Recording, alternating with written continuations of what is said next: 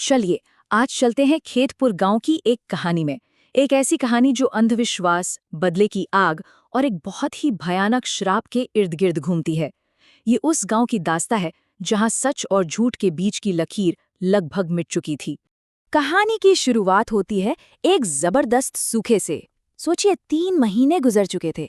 खेत पर की धरती पर बारिश की एक बूंद तक नहीं गिरी थी। आसमान में बस धूल भरे पीले बादल छाए रहते, पर पानी का तो नामो निशान नहीं था। ऐसा लग रहा था मानो आसमान ने उस गांव से मुंह ही फेर लिया हो। तो इस सूखे ने सिर्फ जमीन को नहीं बल्कि लोगों के दिलों को भी सुखा दिया था। देखते हैं कि कैसे डर और शक ने धीरे धीरे पूरे गांव को अपनी चपेट में लेना शुरू कर दिया। जमीन में तो गहरी दरारें पड़ ही रही थीं, लेकिन उससे भी गहरी दरारें लोगों के मन में पड़ रही थीं। अंधविश्वास की जड़ें जमा रही थीं। गांव में कानाफूसी शुरू हो गई कि देवी कालिका नाराज हैं, या शायद किसी ने पूरे गांव पर ही कोई श्राप डाल दिया है। और ये डर, ये तो धूल से भी ज्यादा तेजी से फैल रहा था। उसी गांव में एक औरत रहती थी, सावित्री। लोग उसे बड़े सम्मान से वैद्यमय बुलाते थे। मतलब एक ऐसी दाई, एक ऐसी वैद्य जिसके हाथों ने न जाने कितनी जिंदगियां बचाई थीं। लेकिन बस एक काली रात, एक ही रात की घटना ने उसकी पूरी दुनिया पलट दी। और देखते ही देखते वो मरहम लगाने वाली से एक चुड़ैल बना दी गई। वो एक बहुत ही भयानक रात थी। रूपा बच्चे को जन्म देने के दर्द से चीख रही थी और सावित्री उसकी मदद के लिए वहीं थी। फिर एक नए जीवन की पहली किलकारी हवा में गूंजी। लेकिन ये खुशी बस कुछ ही पलों की थी। किसी ने झोपड़ी के अंदर झांका और देखा कि रूपा बेजान पड़ी है।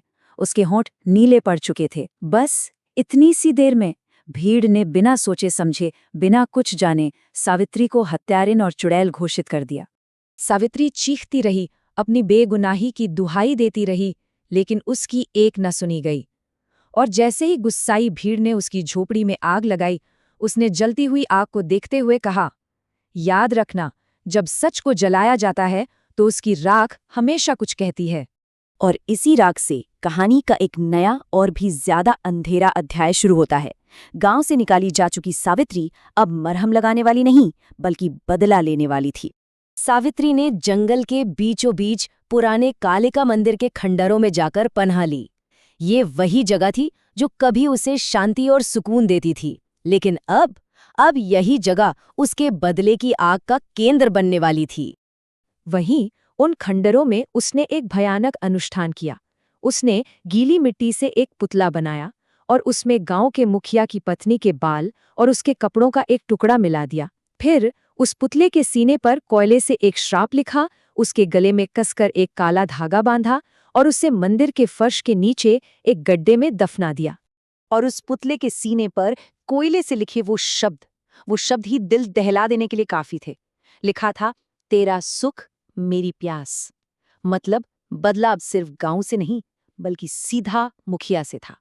तो चलिए अब देखते हैं कि सावित्री के इस भयानक श्राप ने मुखिया के घर पर क्या कहर बरपाना शुरू किया।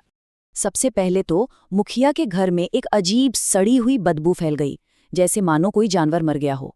फिर उसके लहलहाते खेत रातों रात सड़ने लगे और उसके मवेशी एक एक करके बीमार पड़ने लगे। उनके शरीर पर कीड़े पड़ गए।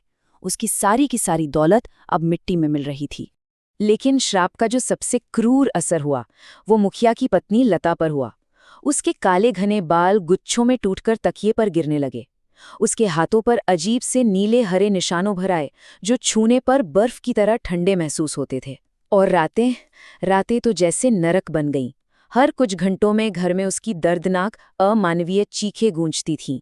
कहानी अब उस मोड़ पर पहुंचती है जहां एक हताश मुखिया जवाब की तलाश में एक ऐसे रहस्य से पर्दा उठाता है जो उसे पूरी तरह तबाह कर देगा। मुखिया ने घबराकर गांव के पुजारी हरिनाथ को बुलाया। पुजारी ने सब कुछ देखा और देखते ही कह दिया, ये काला जादू है, एक ऐसा श्राप जिसकी जड़ कोई दफनाई हुई चीज है। और उसने चेतावनी भी दी कि अगर पूर्णिमा की रात से पहले उस चीज को ढूंढकर नष्ट नहीं किया गया तो ये श्राप पूरे परिवार को निगल जाएगा। तो सवाल एक ही था, उस शापित मंदिर के फर्श के नीचे आखिर ऐसा क्या दफन था? इसी सवाल का जवाब ढूंढ ले मुखिया और पुजारी आधी रात को जंगल की ओर निकल पड़े।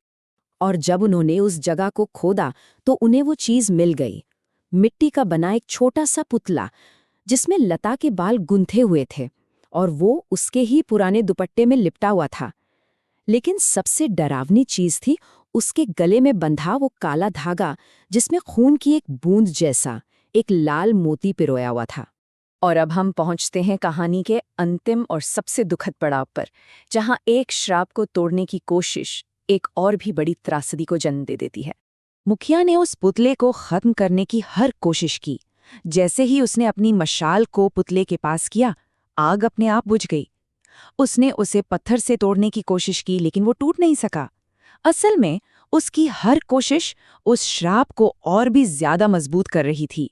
और अब श्राप ने अपना आखिरी शिकार चुन लिया था।